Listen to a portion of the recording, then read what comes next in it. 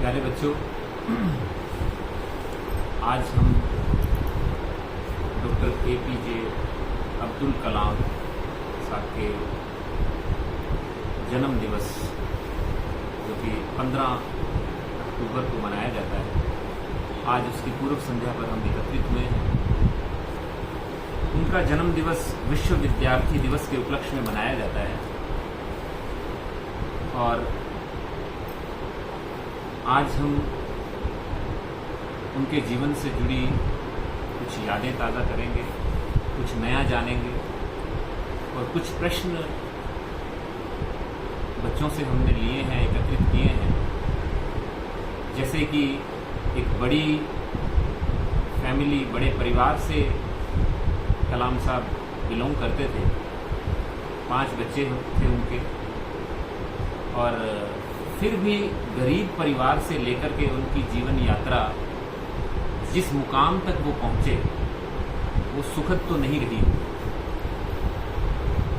और भी बहुत सारे रोचक किस्से जो उनको नीचे से लेकर, नक से लेकर शिखर तक पहुंचाते हैं, उनके बारे में जानने के लिए मैं आमंत्रित करता हूं कॉलेज के वाइस प्रिंसिपल श्री दुबे जी को कि उनके जीवन से संबंधित कुछ बातें हमारे साथ साझा करें।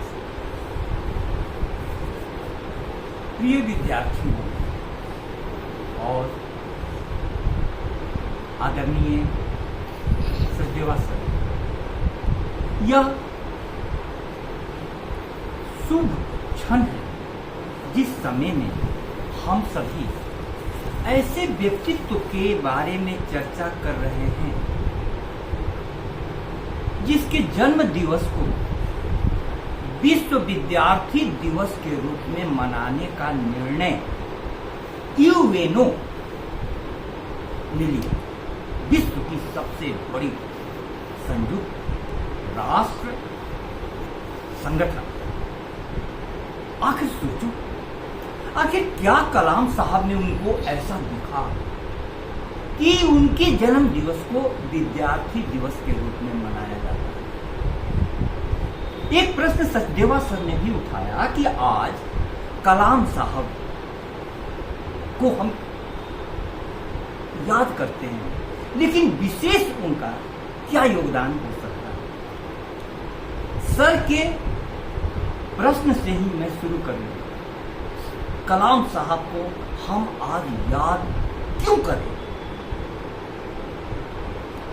आज चारों तरफ माहौल देखो, हिंसा का, घृणा का, अज्ञान का, अंधविश्वास का बढ़ता जा रहा है। इसी का परिणाम तो रूस यूक्रेन युद्ध हो अथवा फिलिस्तीन इजराइल युद्ध हो अथवा कहीं भी धार्मिक अवसरों पर होने वाली हिंसा और आगजनी। इस अवसर पर इन सारी समस्याओं के मूल में यदि हम कलाम साहब को याद करें तो हमें बहुत बड़ा समाधान मिल सकता है। विद्यार्थियों के लिए मैं पहले बोलना चाहूंगा कि विद्या के प्रति उनका अनुराग इतना था कि गरीब घर में जन्म लेने के बावजूद भी वे पढ़ने के लिए अपने टीचर के पास 4:30 बजे सुबह में स्नान करके पहुंच जाते थे, क्योंकि उस टीचर की शर्त थी कि जो भी विद्यार्थी इस समय में स्नान करके आ जाएगा उसको मैं मुफ्त में पहुंचा। और उसके बाद घर की माली हालत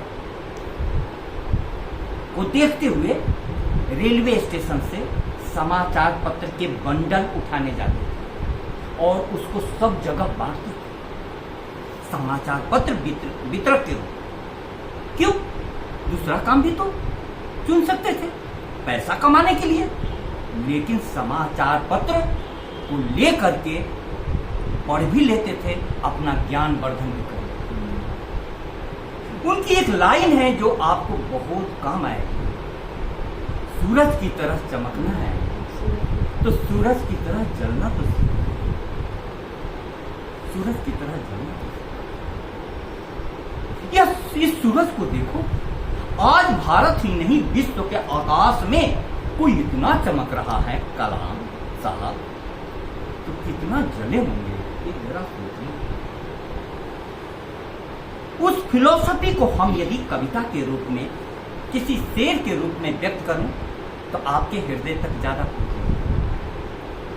जुल्मत कदे को नूर बना तो सही कभी, सूरज की तरह खुद को जला तो सही कभी। जुल्मत कदे को नूर बना तो सही कभी, सूरज की तरह खुद को जला तो सही कभी। बस जाएगी किनारों पे उल्फत की बस्तियां, दरिया बन के खुद को बहा तो सही कभी। दरिया बन के खुद को बहा तो सही कभी। सबसे पहले जलना होगा, तब आपने चमका। कितना उन्होंने अपने आप को तपाया है। भारतीय संस्कृति का शब्द है तप।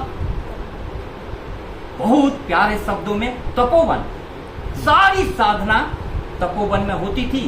तपस्या, तप माने क्या होगा? आप जिस भी सपने को देखते हैं उस सपने को साकार करने के लिए तपना होगा, तपना होगा, तपना होगा। जीवन क्या है? जीवन एक साधना है, लेकिन सिर्फ उनके लिए जो अपने आप को साधने के लिए सहज तैयार है। आप पर है कि जीवन की परिभाषा कैसे करते हैं। आप पर बोलेगी अपने आप तवाजुन की गलतियां, अपना कलाम खुद को दिखा तो सही कभी। जो भी गलती आपसे हो रही है अपने आप बोलेगी, लेकिन स्वयं देखो तो सही, स्वयं देखो तो सही। जुल्मत कदे को नूर बना तो सही कभी, सूरज की तरह खुद को जला तो सही कभी। बस जाएगी किनारों पे उल्फत की बस्तियां, दरिया बन के खुद को बहा तो सही कभी। आप अपने आप को हमेशा ऑब्जर्व करते रहिए। कलाम साहब के जीवन का संदेश है। और शिक्षकों के प्रति उनका प्रेम इतना था कि राष्ट्रपति बनने के बाद भी सबसे पहली यात्रा जो उन्होंने राष्ट्रपति भवन के बाहर कदम रखा, अपने शिक्षक से मिले, अपने शिक्षक से मिले। आप शिक्षा केंद्र में हैं, शिक्षक क्या कर सकता है? बोले कि हमारे शिक्षक सबसे पहले उन्होंने अपने प्राथमिक स्कूल के शिक्षक को याद किया। प्राथमिक स्कूल के शिक्षक अय्यर साहब थे उनके प्राथमिक स्कूल के शिक्षक। उन्होंने पंछियों के बारे में पढ़ाया और खूब अच्छी प्रकार से शब्दों में जानकारी दी। फिर बोले कि विद्यार्थियों चलो मेरे साथ समुद्र के तट पर, और वहां ले गए उड़ते हुए पंछियों को दिखाया।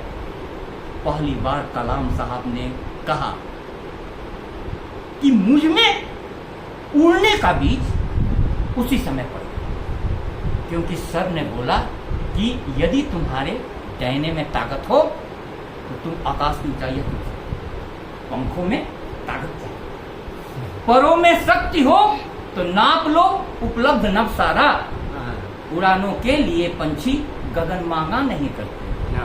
क्या बात? कौन पंछी गगन मांगा करता है? परों में शक्ति हो तो नाप लो उपलब्ध नभ सारा, उड़ानों के लिए पंछी गगन मांगा नहीं करते। जिसे मन प्राण से चाहा वो खुद पे खुद आते हैं। जिसे मन प्राण से चाहा वो खुद पे खुद आते हैं। नयन सपन को कभी मांगा नहीं करते। नयन सपन को मांगते हैं। तुम जिसको चाहोगे सपने में आएंगे। परों में शक्ति हो तो नाप लो उपलब्ध नभ सारा, उड़ानों के लिए पंछी गगन मांगा नहीं करते।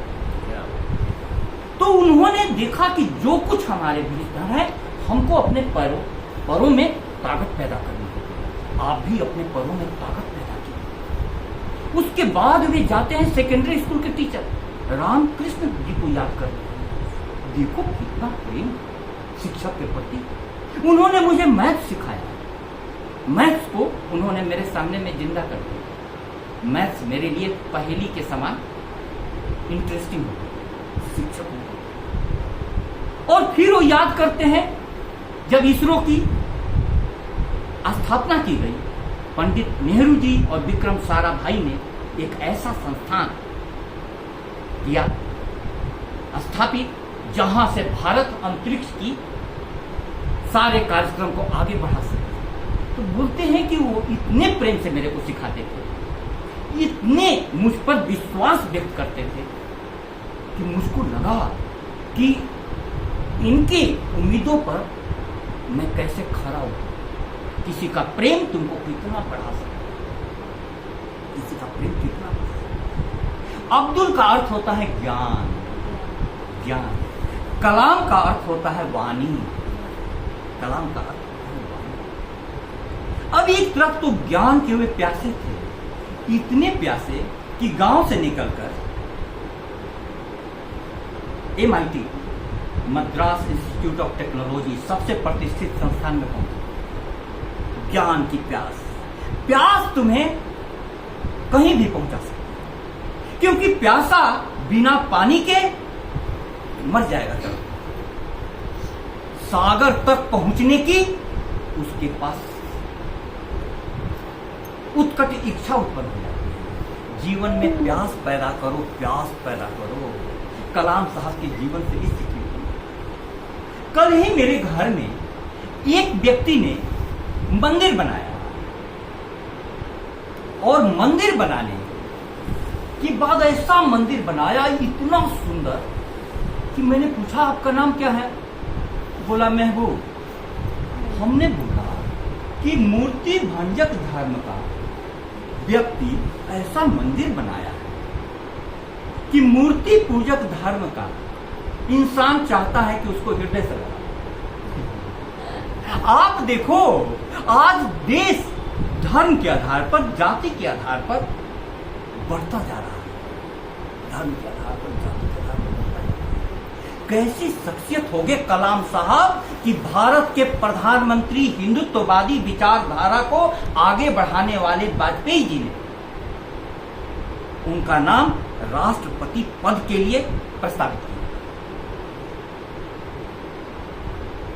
बस जाएगी किनारों पे उल्फत की बस्तियां, प्रेम की बस्तियां बस जाएंगी। दरिया बनके खुद को बहा तो सही कभी।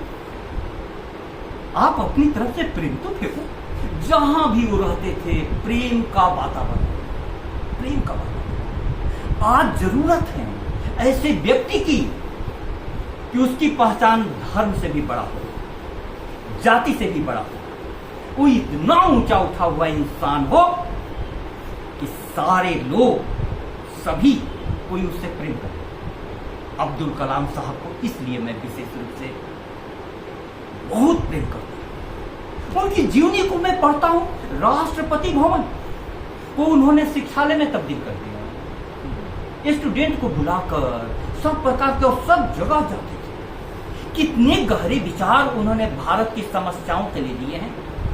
उन्होंने कहा कि भारत को बदलना है तो सिर्फ सबसे ज्यादा ध्यान देना पड़ेगा शिक्षा पर, और उसमें भी शिक्षा के क्षेत्र में भी सबसे ज्यादा ध्यान देना पड़ेगा प्राथमिक शिक्षा, प्राथमिक शिक्षा। क्यों? क्योंकि वो फाउंडेशन पीरियड है। नींव जितनी गहरी होगी जिंदगी का भवन उतना ही ऊंचा जाएगा, उतना ही ऊंचा।